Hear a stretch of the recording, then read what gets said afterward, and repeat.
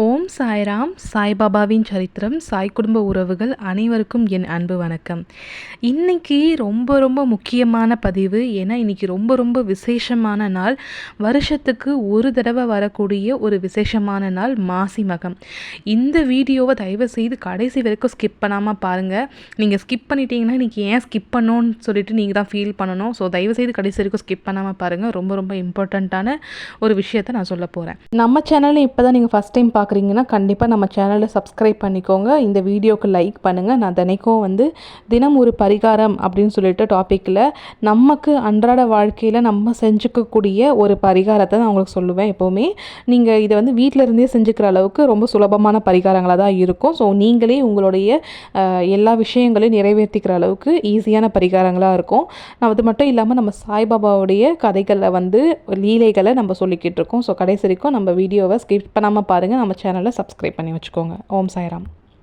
இந்த மாசி மகம் அப்படிங்கிறத பற்றி நான் நேற்றே ஒரு வீடியோ உங்களுக்கு நான் கொடுத்துருந்தேன். துளசி விதைகளை வச்சு நீங்கள் உங்கள் வீட்டில் செல்வத்தை அதிகரிக்கிறதுக்கு, பணத்தை அதிகரிக்கிறத பற்றி நான் நேற்றே வீடியோ கொடுத்துருந்தேன்.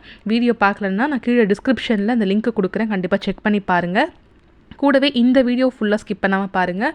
இதை இன்றைக்கி செஞ்சுருங்க, ஓகேவா? ஸோ இந்த மாசி மகம் பொறுத்த வரைக்கும் நம்மளோட பாவ கர்மாங்களெல்லாம் காசியில் கங்கை நதியில் தான் போயிட்டு நம்ம நீராடிட்டு இருக்கோம் அப்படின்னு நம்ம நினச்சிட்ருப்போம். ஆனால் இந்த மாசி மகம் பொறுத்த வரைக்கும் நம்ம வீட்டுக்கிட்ட இருக்கக்கூடிய நீர்நிலைகளில் கூட நம்ம நீராடிட்டு வரலாம். அப்படி நீராடுறதுக்கு எந்த நீர்நிலைகளும் இல்லை அப்படின்னா நீங்கள் கோவிலில் இருக்கக்கூடிய குளக்கரையிலையும் நீங்கள் நீராடலாம். அப்படி குளங்களும் இல்லை அப்படின்னா நீங்கள் என்ன பண்ணணும், வீட்டில் இருந்தே நீங்கள் என்ன செய்யணுங்கிறத நான் இப்போ உங்களுக்கு சொல்கிறேன். கடைசி வரைக்கும் பாருங்கள். புனித நதியில் போயிட்டு நம்ம நீராடும்போது நம்மளுடைய பாவ கர்மாக்கள்லாம் அந்த நதியில் விட்டுடுறோம். அப்போ அந்த நதி என்ன பண்ணுமா, அதுக்கிட்ட இருக்கக்கூடிய அந்த பாவங்கள்லாம் அது எங்கே போய் போக்கும். அதனால் என்ன பண்ணுவாங்கன்னா 9 நதி, அதாவது நவ நதின்னு சொல்லுவாங்க. நவனா 9ன்னு அர்த்தம்.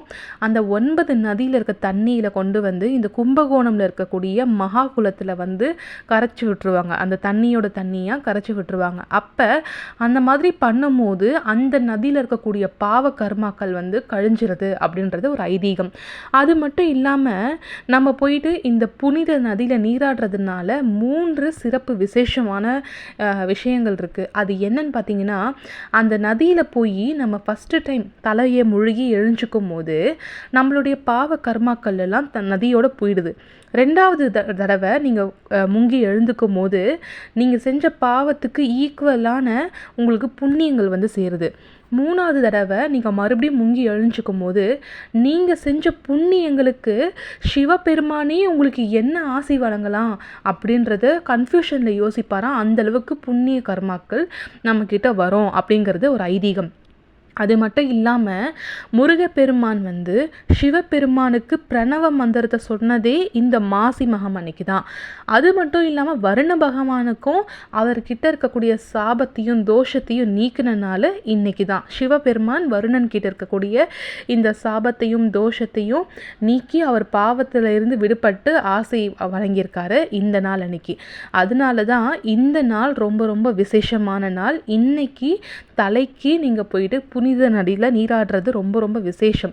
அப்படி உங்களால் எங்கேயும் போக முடியல, நான் வீட்டில் தான் இருந்து பண்ணணும் அப்படின்னா அதுக்கு எதனா ஒரு ஐடியா சொல்லுங்கள் அப்படின்னா கண்டிப்பாக இருக்குது. எல்லாராலையும் எல்லா நாள்லையும் நம்மளால் இந்த மாதிரி ஒரு நதியிலெல்லாம் போயிட்டு நம்ம குளிச்சுட்டு வர முடியாது. அதனால வீட்டில் இருந்து நீங்கள் என்ன பண்ணலாம் அப்படின்னு பார்த்தீங்கன்னா, முதல்ல ஒரு 3 விஷயத்த சொல்கிறேன். காலையில் இருந்து நீங்கள் இந்த விஷயத்தை கடைப்பிடிக்கலாம்.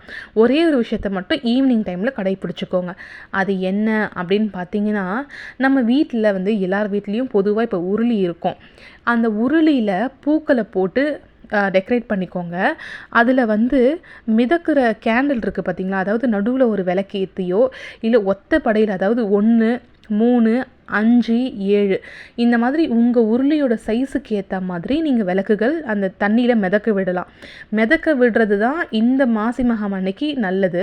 நீங்கள் உங்களால் மிதக்க விடுறதுக்கு இந்த எண்ணெய் ஊற்றிலாம் நீங்கள் ஏற்ற முடியாது. அந்த கேண்டில்ஸ் இருக்கும் பார்த்தீங்களா, டெக்கரேட்டிவ் கேண்டில்ஸ் இருக்கும்ல, அந்த மாதிரி கேண்டில்ஸ் இருந்துச்சுன்னா அதை வாங்கி அதுக்கு நடுவில் அந்த உருளிக்கு நடுவில் வச்சு நீங்கள் விளக்கேற்றலாம்.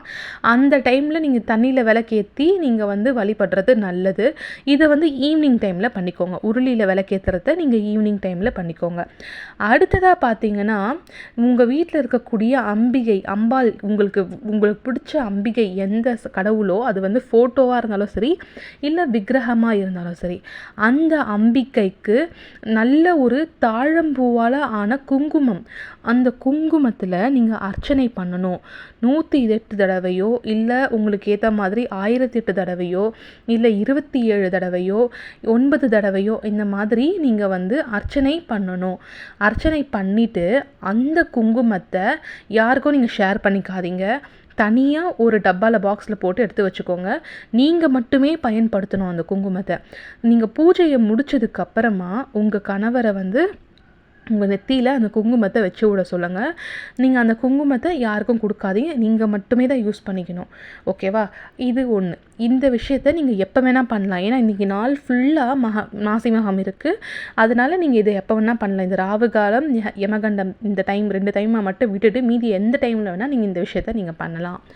அடுத்ததாக 3வது என்ன விஷயம்னு பார்த்தீங்கன்னா, நம்ம எல்லார் வீட்லேயும் கண்டிப்பாக இந்த தீர்த்தத்துக்காக ஒரு சொம்பு, கலச சொம்பு வச்சுருப்போம். கரெக்டாக? இந்த கலச சொம்பில் நீங்கள் என்ன பண்ணணுன்னா, தேங்காய்லாம் ஒன்றும் வைக்க வேணாம். பட் கலச சொம்பு ஃபுல்லாக தண்ணி பிடிச்சி வச்சுக்கோங்க.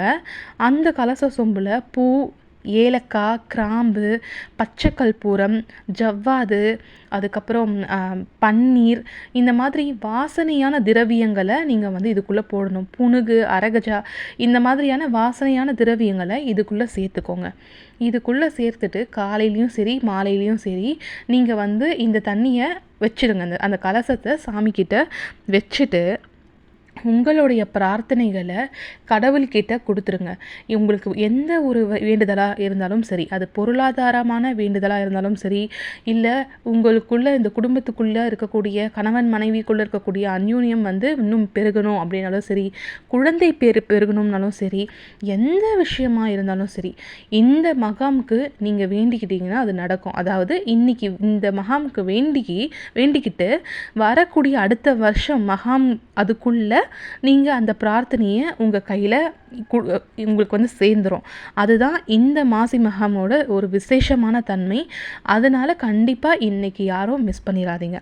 இது மட்டும் இல்லாமல் இந்த கலச சொம்பை என்ன பண்ணணுன்னா, அடுத்த நாள், இன்றைக்கி ஒரு நாள் மட்டும் இருந்தால் போதும், அடுத்த நாள் நெக்ஸ்ட் டே மார்னிங் என்ன பண்ணணுன்னா, எடுத்துட்டு அந்த பூவெல்லாம் வந்து கால்படாத இடத்துல நீங்கள் போட்டுருங்க.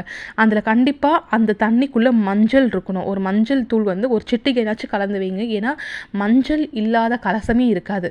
ஓகேவா? அதனால் மஞ்சள் வச்சு அந்த தண்ணியில் வந்து மிக்ஸ் பண்ணி வச்சுக்கோங்க. ஒரு சிட்டிகை மட்டும் போட்டாலே போதும். ஓகேவா? அது மட்டும் இல்லாமல் நீங்கள் கடவுளுக்கு வந்து யூஸ்வலாக நீங்கள் பிரசாதம் செஞ்சு படைக்கிறதா இருந்தால் படைக்கலாம். யாருக்குனாச்சும் முடிஞ்ச அளவுக்கு ஒருத்தர் 2 பேருக்கு அன்னதானம் கொடுங்க. அப்படி அன்னதானம் கொடுக்கறதுக்கு எதுவும் முடியலன்னா உங்கள் வீட்டுக்கிட்ட இருக்கக்கூடிய ஜீவன்களுக்கு நீங்கள் வந்து சாதம் வைக்கலாம். நாய், பூனைகளுக்கெல்லாம் சாதம் வைக்கலாம். இன்றைக்கி ரொம்ப விசேஷமான நாள். உங்களுக்கு புண்ணியத்தை அள்ளி கொடுக்கக்கூடிய நாள், உங்கள் கர்மாவை கழிக்கக்கூடிய நாள். அதனால் இன்றைக்கி எந்த ஜீவன்களையும் அடித்து விரட்டாதீங்க. கண்டிப்பாக எல்லா ஜீவன்களுக்கும் உங்களால் முடிஞ்ச அளவுக்கு சாப்பாடு போடுங்க. இல்லையா ஒரு எறும்புக்கு போய் சக்கரை மட்டும் வச்சுருங்க. ஒரு ஸ்பூன் அளவுக்கு வச்சாலே 1000 எறும்புக்கு மேலே அந்த சாப்பாடை சாப்பிடும். அதனால் இன்றைக்கி இந்த விஷயத்தை செய்யுங்க.